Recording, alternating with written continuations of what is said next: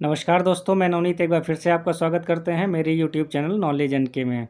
Friend, जैसा आपने front page पर ही देख लिया है कि आज हम यहाँ पर बात करने जा रहे हैं मोशन सिकनेस की। यानी बहुत सारे लोग जब यात्रा करते हैं, जैसे एरोप्लेन में यात्रा करते हैं या बस में यात्रा करते हैं या एसी बस में यात्रा करते हैं, कार में करते हैं, तो उनको जो है फिर नौजिया वॉमिटिंग यानी उनका जी मचलाता है और उल्टी होने की समस्या होती है।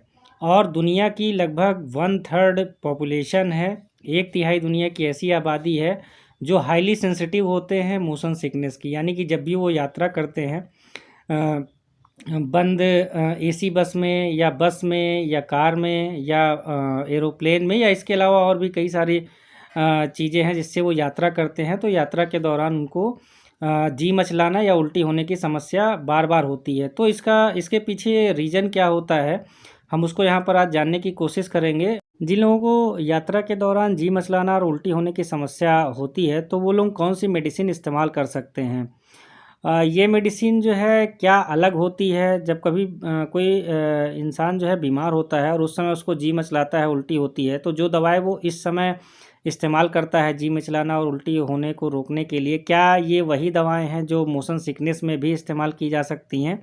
तो इन सारी चीज़ों को लेकर आज हम यहाँ पर चर्चा करेंगे। फ्रेंड, चैनल पर नए हैं तो चैनल को सब्सक्राइब करना ना भूलिए, वीडियो अगर पसंद आए तो लाइक एंड शेयर करना ना भूलिए। और भी मेडिसिन की जानकारी के लिए आप मेरी प्लेलिस्ट को फॉलो कर सकते हैं। इंस्टाग्राम एंड ट्विटर पर भी आप मुझे फॉलो कर सकते हैं, जिसका लिंक मैंने अपने डिस्क्रिप्शन बॉक्स में शेयर कर दिया है।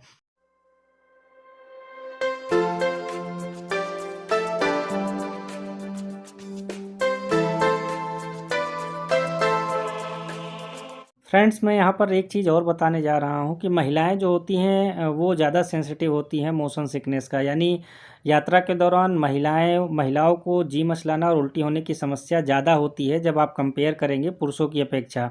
ऐसा इसलिए होता है क्योंकि महिलाएं ज़्यादा सेंसिटिव होती हैं और दूसरा, महिलाएं यात्रा भी कम करती हैं। तो जब जब महिलाएं यात्रा कम करती हैं तो वो हैबिचुअल नहीं होती यात्रा करने की, और जब कभी वो यात्रा करती हैं तो काफ़ी सारी महिलाओं को जो है जी मचलाना और उल्टी होने की समस्या होती है। अब बात करते हैं ये यात्रा के दौरान जिन लोगों को, चाहे वो पुरुष हो या महिला हो, उनको जी मचलाना और उल्टी होने की समस्या होती क्यों है। तो इसका कारण हम जान लेते हैं। तो जी मचलाना और उल्टी होना यात्रा के दौरान, इसके लिए जो जिम्मेदार होता है वो होता है सेंसरी कॉन्फ्लिक्ट। अब ये सेंसरी कॉन्फ्लिक्ट क्या चीज़ होती है, तो जैसा कि हम सबको पता है कि हमारा ब्रेन है, उसको हमारे बॉडी की हर एक्टिविटी के बारे में पता होता है। इसके अलावा जो है हमारे आसपास जो भी चीज़ें हो रही होती हैं, ब्रेन को उसके बारे में सारी चीज़ों की जानकारी होती है। अब ब्रेन को ये सारी चीज़ें पता कैसे चलती हैं, तो ब्रेन के जो है अपने कई सारे जो हैं अच्छे दोस्त होते हैं जो ब्रेन को हर खबर पहुंचाते रहते हैं, जिनको हम सेंसेस भी कहते हैं। तो आपने या बहुत सारे लोगों ने सुना है कि 7 सेंसेस होते हैं। 7 सेंसेस कौन कौन से होते हैं, तो आपका ईयर हो गया, नोज़ हो गया, स्किन हो गया, टंग हो गया, आई हो गया। ये तो 5 सेंसेस हो गए। इसके अलावा 2 सेंसेस और होते हैं। एक होता है वेस्टिब्यूलर और दूसरा होता है प्रोप्रियोसेप्शन। तो टोटल जो है ये 7 मित्र होते हैं ब्रेन के, जो ब्रेन को आपके आसपास की जितनी भी एक्टिविटी होती है या आपके बॉडी की जितनी भी एक्टिविटी होती है, ये उसको सारी खबर पहुंचाते रहते हैं। और जब ब्रेन के पास जो है ये सारी खबर पहुंचती रहती है, तो ब्रेन भी उसी हिसाब से जो है बॉडी के हर सिस्टम को बताता है कि अब आपको ऐसा काम करना। इंसान जब ट्रेवल कर रहे होते हैं तो जो इंसान की आँख होती है, तो सपोज़ करिए कि कोई व्यक्ति जो है बंद एसी बस में सफ़र कर रहा है, तो आँख को अपने आसपास के जितने भी ऑब्जेक्ट होते हैं, जितनी चीज़ें उसको आसपास की दिखाई देती हैं, वो दिखाई देती हैं कि सारी चीज़ें स्थिर हैं, उसमें कोई भी मूवमेंट नहीं है। तो वो ब्रेन को भेजता है, सिग्नल भेजता है कि कुछ भी नहीं हो रहा है और सारी चीज़ें जो हैं यहाँ पर किसी भी चीज़ में मूवमेंट नहीं है।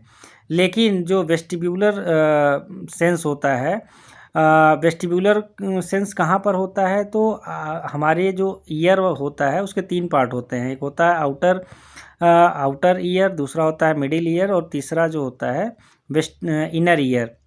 तो इनर ईयर का एक पार्ट होता है वेस्टिब्यूलर। तो वेस्टिब्यूलर में जो होता है एक फ्लूइड भरा होता है, सेमी लिक्विड फ्लूइड भरा होता है। तो जब भी बॉडी में किसी भी तरह की मूवमेंट होती है, अप डाउन, आगे पीछे, ऊपर नीचे, तो इस फ्लूइड में भी मूवमेंट होता है। और जब इस फ्लूइड में मूवमेंट होता है तो वेस्टिबुलर जो सेंस होता है वो बॉडी को मैसेज भेजता है कि नहीं, बॉडी में मूवमेंट हो रहा है, किसी न किसी तरह का मूवमेंट हो रहा है या आसपास की चीज़ें मूवमेंट कर रही हैं। तो अब एक ही समय में आइज़ जो है वो मैसेज भेज रही है ब्रेन को कि मूवमेंट किसी भी तरह की नहीं हो रही है, लेकिन सेम टाइम पर वेस्टिबुलर सेंस जो है वो ब्रेन को मैसेज भेज रहा है कि मूवमेंट हो रही है। क्योंकि दोनों ही वफ़ादार मित्र होते हैं ब्रेन के, तो ब्रेन को ये समझ में नहीं आता है कि अल्टीमेटली हो क्या रहा है। तो ब्रेन पूरी तरह से हो जाता है कन्फ्यूज़। अब ये कन्फ्यूजन की स्थिति जब भी पैदा होती है तो फिर जो है नौज़िया और वॉमिटिंग की शिकायत आती है, यानी व्यक्ति के जब ब्रेन को कन्फ्यूजन हो जाएगी तो फिर व्यक्ति को जी मचलाना स्टार्ट हो जाता है और फिर उसको उल्टी होने की समस्या स्टार्ट हो जाती है। जिन लोगों को भी यात्रा के दौरान जी मचलाना और उल्टी होने की समस्या होती है, वो लोग भी ये चीज़ महसूस करे होंगे कि अगर उनको ये लग रहा है कि उनका जी मचला रहा है या वॉमिटिंग सी लग रही है और वो फिर बाहर की साइड देखने लगते हैं, तो फिर उनमें जी मचलाने और उल्टी होने की समस्या जो ज़्यादा हो रही थी वो कम हो जाती है। ऐसा इसलिए होता है कि जब वो बाहर देखने लगते हैं तो उनकी आइज़ जो यानी आँख जो होती है वो भी ब्रेन को ये मैसेज भेजने लगती है कि मूवमेंट हो रही है, और जो वेस्टिबुलर जो सेंस है वो भी ब्रेन को ये मैसेज भेजता है कि नहीं, मूवमेंट हो रही है। तो अल्टीमेटली ब्रेन को ये सिग्नल पहुंचता है कि नहीं, बॉडी में मूवमेंट हो रही है। तो ब्रेन किसी भी तरह की कन्फ्यूजन की स्टेज में नहीं होता है। तो ब्रेन को जब किसी भी तरह की कन्फ्यूजन नहीं होती तो फिर ब्रेन जो है एकदम क्लियर होता है, और जब ब्रेन एकदम क्लियर होता है कि बॉडी में और आसपास की चीज़ों में मूवमेंट हो रही है तो फिर जो है व्यक्ति को जो जी मचलाने और उल्टी होने की समस्या होती है वो कम हो जाती है। तो जब भी कोई व्यक्ति यात्रा कर रहा हो और उसको ऐसी समस्याएं हर हमेशा होती हैं, तो व्यक्ति इस समस्या को कम करने के लिए वो बाहर की तरफ देख सकता है, और जब वो बाहर की तरफ देखेगा तो फिर जो है उसमें जी मचलाने और उल्टी होने की समस्या कम हो जाएगी। जिन लोगों को मोशन सिकनेस की प्रॉब्लम है और वो ट्रेवल करने जा रहे हैं तो उन लोगों को कौन सी मेडिसिन इस्तेमाल कर सकते हैं बिना डॉक्टर की सलाह के। तो अगर आपको कोई बीमारी नहीं है, यानी कि कुछ लोगों को डायबिटीज़ या बीपी की समस्या होती है और उनकी रेगुलर दवाएं चलती हैं, या कुछ कोमॉर्बिड पेशेंट होते हैं यानी कि उनको और कई सारी बीमारियां होती हैं, तो वो लोग अगर यात्रा कर रहे हैं और उनको जो है मोशन सिकनेस की प्रॉब्लम है तो वो बिना डॉक्टर की सलाह के कोई दवा नहीं ले। जिन लोगों को कोई भी बीमारी नहीं है और यात्रा के दौरान उनको जो है मोशन सिकनेस की प्रॉब्लम होती है, तो वो लोग जो है प्रोमिथाजिन की टैबलेट ले सकते हैं। इसका जो फेमस ब्रांड होता है वो एवो मीन टैबलेट होता है, और ये आसानी से मार्केट में किसी भी मेडिकल स्टोर की दुकान पे मिल जाएगा। इसके अलावा जो है ड्रामामीन की टैबलेट्स आती हैं, ये भी मेडिकल पे आसानी से मिल जाएगा। ओटीसी ड्रग है, इसमें किसी भी डॉक्टर की सलाह लेने की ज़रूरत नहीं है। या फिर वो साइक्लिजीन की टैबलेट ले सकते हैं, और ये भी मेडिकल पे आसानी से मिल जाएगा। तो तीनों में से कोई भी जो है टैबलेट का इस्तेमाल जो है यात्रा के दौरान किया जा सकता है। बच्चों की बात कर ले तो बच्चों में जो है फेनर्गन सिरप का इस्तेमाल किया जा सकता है, या फिर बेनाड्रिल सिरप का इस्तेमाल किया जा सकता है, क्योंकि ये एंटीहिस्टामिनिक इन नेचर होती हैं। तो जनरली जो है जब बच्चों को 1 या 2 चम्मच जो है फेनर्गन का सिरप दिया जाता है या बेनाड्रिल का सिरप दिया जाता है, तो वो जो होता है या तो सो जाते हैं, या फिर जो है उनको जो जी मचलाने या उल्टी होने की समस्या होती है वो ख़त्म हो जाती है। तो इन चीज़ों का इस्तेमाल मोशन सिकनेस को ख़त्म करने के लिए इंसान कर सकता है। और जब व्यक्ति बीमार होता है तो फिर वो उस समय कौन सी मेडिसिन जो है जी मचलाने या उल्टी के लिए इस्तेमाल करता है, तो उसमें जो है वो जनरली क्या करता है, ओंडेनसिट्रोन की टैबलेट लेता है, या फिर डोमपेरिडोन की टैबलेट लेता है। ओंडेनसिट्रोन का एग्जांपल मैं बताऊं तो ओंडेम 4 mg का इस्तेमाल करता है, या फिर ओंडेम 8 mg का इस्तेमाल करता है जब व्यक्ति बीमार होता है तो उल्टी को रोकने के लिए। इसके अलावा जो है कुछ लोग एमेसेट 2 mg या एमेसेट 4 mg या एमेसेट 8 mg का इस्तेमाल करते हैं।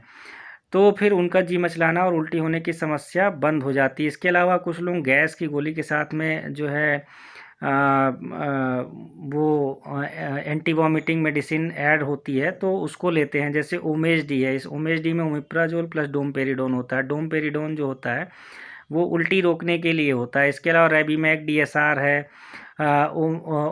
इसके अलावा और बहुत सारी दवाएं आती हैं जो गैस के साथ में उल्टी की दवा होती है।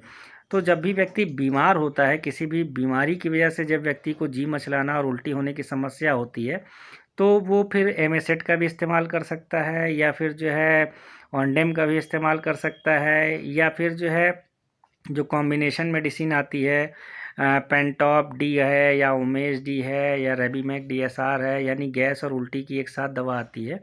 वो जो है बीमार व्यक्ति को ये मेडिसिन दी जाती है। लेकिन अगर यही मेडिसिन मोशन सिकनेस में दी जाएगी तो ये बिल्कुल भी काम नहीं करेगी, क्योंकि दोनों के रीजन ही बहुत अलग होते हैं। तो जब भी जिन व्यक्ति को मोशन सिकनेस की प्रॉब्लम है वो प्रोमिथाजिन टैबलेट का इस्तेमाल कर सकते हैं, ड्रामामीन टैबलेट का इस्तेमाल कर सकते हैं, या फिर साइक्लोजीन टैबलेट का इस्तेमाल कर सकते हैं।